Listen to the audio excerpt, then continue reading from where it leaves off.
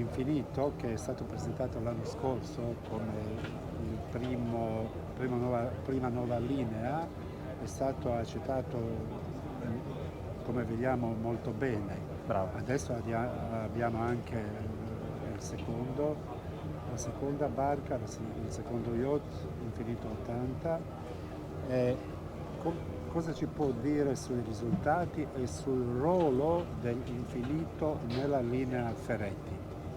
Allora, negli anni scorsi abbiamo deciso di introdurre accanto alla linea tradizionale di Ferretti Yachts, con la Flybridge, una linea che andasse oltre gli schemi tradizionali.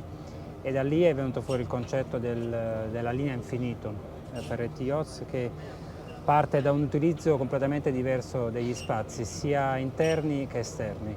In particolare abbiamo introdotto la nuova All Season Terrace, che permette di utilizzare in maniera completamente nuova uno spazio della barca che molto spesso era poco utilizzato perché o era troppo caldo, c'era troppo vento o era cattivo tempo.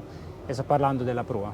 Quindi con la copertura della prua, così che abbiamo realizzato sia sull'Infinito 90 e ora con l'Infinito 80, abbiamo ingrandito la barca e permesso di utilizzare questa zona in maniera completamente diversa. I nostri nuovi clienti e nuovi armatori hanno apprezzato moltissimo.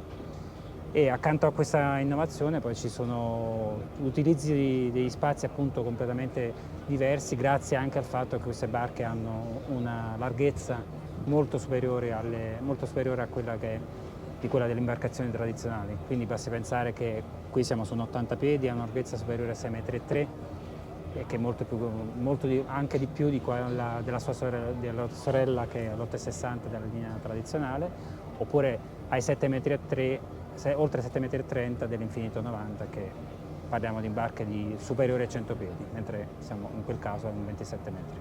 Sì, ci sono piccole differenze tra 90 e 80. Sì, è chiaro. Master Cabin È chiaro, il 90 offre, per via di spazi molto maggiori, molta più flessibilità rispetto all'80, perché è possibile avere molti layout differenti.